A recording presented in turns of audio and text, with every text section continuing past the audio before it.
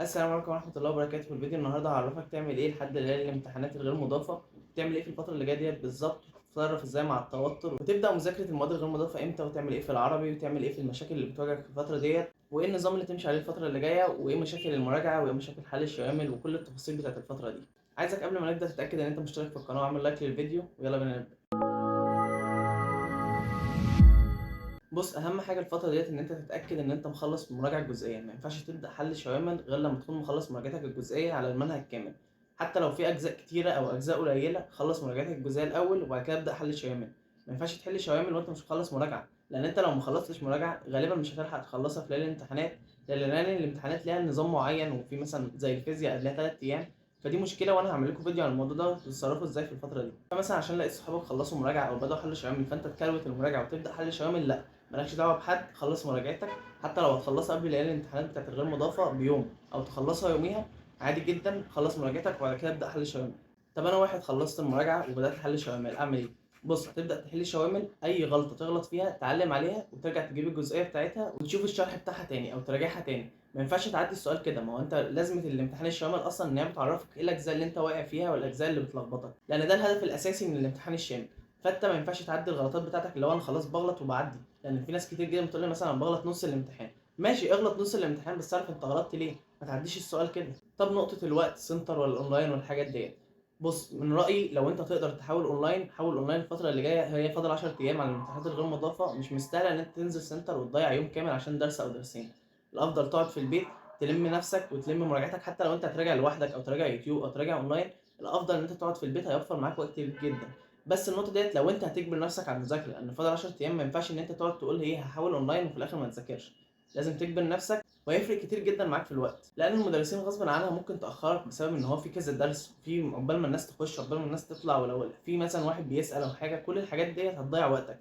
فانت هتضيع يوم كامل عشان حاجات كان ممكن انت تلمها في ساعه او ساعتين. طب دلوقتي نقطه انا حاسس بالتقصير، النقطه ديت لو عندك يبقى ديت ميزه. انت ان انت تكون حاسس بالتقصير الفتره ديت وانت بتذاكر، ديت ميزه بتخليك تذاكر، لان الاحساس بالتقصير دوت احساس عند الناس اللي عايزه تنجح، لان الاحساس بالتقصير بيخليك تذاكر اكتر. فلو عندك ما تقلقش وحافظ عليه اصلا، لان ده هيخلي مستواك احسن. بما اني كنت في مكانكم في يوم من الايام، كنت نفس الفتره ديت حاسس ان انا ناسي كل حاجه.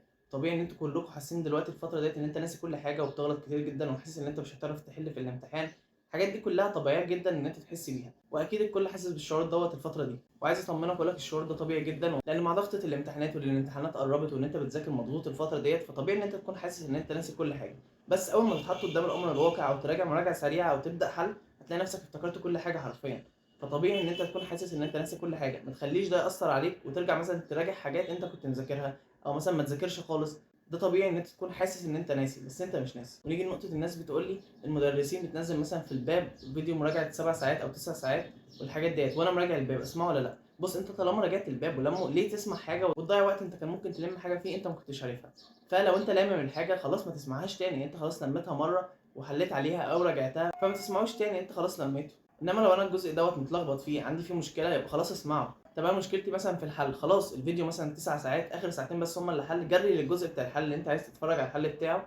حل الاول وبعد كده اتفرج على الحل، وخلاص. دي المشكله بتاعتك في ساعتين، بدل ما تسمع 9 ساعات كنت هتسمع ال9 ساعات في 15 ساعه، يبقى هتسمع الساعتين اللي انت هتستفاد منهم اصلا. لان انت اكتر شخص عارف هو محتاج ايه، مفيش حد غيرك عارف انت محتاج ايه، لان انت عارف انت ايه الاجزاء اللي انت واقع فيها، الاجزاء اللي نص نص، الاجزاء اللي انت مش يعني، الاجزاء اللي انت خلاص متاكد منها ومش محتاج تراجعها تاني. كل شخص عارف هو محتاج ايه بالظبط. ونيجي لنقطه التوتر، ناس كتير جدا بتقول انا متوتره، وغالبا كل الناس دلوقتي في الفتره ديت متوتره بسبب الامتحانات، ان هي خلاص فاضل 10 ايام ان انت تبدا امتحاناتك وخلاص السنه خلصت. فانا جاي اقول لك التوتر دوت نوعين، نوع كويس ونوع وحش. النوع الكويس ده اللي هو بيحفزك ان انت تذاكر، انت متوتر فعشان كده هتذاكر. انما النوع الوحش ان انت بتتوتر فيخليك مش هتذاكر اصلا، ان انت تقعد مش قادر تذاكر. فلو انت عندك النوع كويس ان انت متوتر فبتحاول تبذل مجهود اكتر عشان تثق في نفسك، فدوت تمام استمر عليه. انما النوع الوحش دوت انت لازم تسيطر على نفسك، ما ينفعش تسيب التوتر يخليك ما تذاكرش. الفتره الاخيره طبيعي ان انت تكون متوتر، فما ينفعش ان انت ما تذاكرش فيها. طب ازاي اسيطر على التوتر ده؟ تسيطر على ان انت ترضي ربنا، ترضي والديك، تخليهم يدعوا لك في الفتره دي كتير جدا، تدعي انت ربنا. الحاجات دي هتفرق كتير جدا معاك. كلام ربنا لوحده هيفرق كتير جدا معاك. ما تتخيلش مفيش حد نجح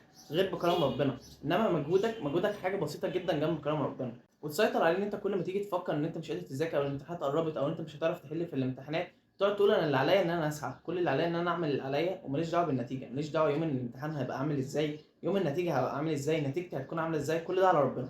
سيب كل حاجه على ربنا واعمل اللي عليك انت بس. وده هيخليك تقدر ان انت تذاكر. انما ان انت تتوتر وما تقدرش تذاكر ده غلط، ما ينفعش ما تذاكرش الفتره ديت، لان الفتره ديت هي اللي بتفرق ما بين الطلاب في النتيجه. ان شاء الله يوم النتيجه الاقي الناس بعتلي بتقول ان هي حققت اللي هي بتتمناه وان هي دخلت الكليه اللي هي بتحلم بيها. وبجد بفرح جدا لما بلاقي ناس بعتلي على انستجرام او تليجرام بتقول ان هي مثلا مشيت على نقطه انا قلتها، او حاجه بسيطه جدا، واحد حتى بس بعت لي بيقول لي ان هو ماشي على حاجه فرقت معاه جدا. النقطه دي بتفرحني جدا، حتى لو واحد بس استفاد من حاجه واحده بس انا قلتها. ونيجي لنقطه المواد الغير مضافه، ابدا مذاكره امتى او اعمل فيها ايه؟ تبدا مذاكره قبلها بيومين. انا نزلت فيديو عن المواد الغير مضافه وتعمل ايه في كل ماده، وكان كل تفاصيل في الفيديو اللي فات، كان فيديو صغير جدا ممكن تسمعه. طب انا ابدا امتى؟ الامتحانات بتاعتك انت ممكن تبدا مثلا يوم الجمعه، انت كان امتحاناتك يوم 10، فانت ممكن يوم الجمعه تبدا مواد. مثلا في الدين تسمع فيديو مستر محمد صلاح منزل ومستر رضا الفاروق منزل للدين، كل المدرسين دولت ممتازين جدا وهيلموا لك الدين وهيخلوك تقفله ان شاء الله. فانت ما تشيلش هم المواد الغير مضافه، ركز على المواد الاساسيه. الاحصاء برضو ليها فيديو، والاقتصاد ليه فيديو، والوطنيه ليها فيديو، كل فيديو مش هيعدي 3 4 ساعات وتكون انت خلاص مش محتاج تسمع حاجه تانية عنه ولا تحل كتير عنه. فما تشيلش هم المواد الغير مضافه، ركز ان انت تخلص مراجعتك الجزئيه زي ما قلت. المواد الاساسيه هي اللي مهمه دلوقتي فركز عليها. طب نقطه العربي، ابدا اذاكر عربي من بعد الامتحانات المضافه على طول، ولا ابدا من دلوقتي، ولا اعمل فيها ايه؟ العربي المده بتاعته كبيره جدا عليه، هو معاه 9 ايام تقريبا، انت ممكن تاخد منهم حوالي 6 ايام، في 3 ايام هتحطهم للفيزياء. وانا انزل لكم التفاصيل ديت كلها عن ان انت تعمل ازاي، ان انت تعمل ايه في ال3 ايام دولت من الفيزياء. بس علشان لو واحد مثلا برضه عايز يتاكد، هتذاكر مثلا حوالي 3 بيبان من الفيزياء، لان الفيزياء قبلها 3 ايام، فانت مش هتلحق تخلص كل حاجه. فانت هتذاكر اول 3 ايام من الفتره ديت، اول 3 بيبان فيزياء، وتركز جدا على الباب الثالث. الباب الثالث كبير ومهم وبيجيب اسئله كتير جدا منه. وبعديها هتبدا تذاكر العربي طبيعي جدا زي ما انت كنت ناوي تذاكر. وبرضه هنزل لكم فيديو عن العربي، وهنزل لكم فيديو عن كل حاجه الفتره اللي جايه ان شاء الله. بس كده خلصنا الفيديو، يا رب تكونوا استفدتوا. ولو انت عايز تبعت لي المشكله اللي بتواجهك لو انا ما قلتهاش في الفيديوهات اللي فاتت او في الفيديو دوت، ممكن تبعتها لي على انستجرام، هتلاقي لينك تحت في الديسكربشن، او على جروب التليجرام برضه هتلاقي لينك تحت في الديسكربشن. جروب التليجرام مهم جدا الفتره ديت، بنزل عليه كل الملخصات والفيديوهات اللي انتوا هتراجعوا منها، وبالذات في فتره الامتحانات، لان هاجي قبل الامتحانات الغير مضافه وانزل لك تسمع كذا وتذاكر من كذا، والمذكرات بتاعتها كلها هتلاقيها على جروب التليجرام. فتاكد ان انت تكون موجود في جروب التليجرام. ولو انت لحد دلوقتي ما عملتش لايك، ما تنساش تعمل لايك وتشترك في القناه وتفعل زر الجرس عشان يوصلك كل جديد. ولو عايز تفيد صاحبك، وبجد بيفرق جدا ان انت تفيد صاحبك باي حاجه، حتى لو انت مذاكرها فيديو انت سمعته واستفدت منه تفيده بيه. صحابك عامة الخير اللي انت بتعمله بيترد لك كتير جدا في الامتحانات وفي كل حاجة في حياتك. فحاول تعمل خير كتير جدا الفترة ديت، طلع صدقات، اعمل اي خير، حتى لو بمعلومة. مثلا واحد صاحبك في نقطة مش فاهمها، والنقطة دي مش هتضيع وقتك ان انت في دقيقتين تشرحها له، اشرحها له. هو ممكن الموضوع ده كان يقعد فيه 3 4 ساعات مش هيفهمه، انت خلصته له في دقيقتين. ما تستقلش بالحاجات دي. وزي ما قلت، لو انت استفدت من الفيديو دوت وعايز تفيد صاحبك، ممكن تبعت له الفيديو، يمكن هو كمان يستفاد منه.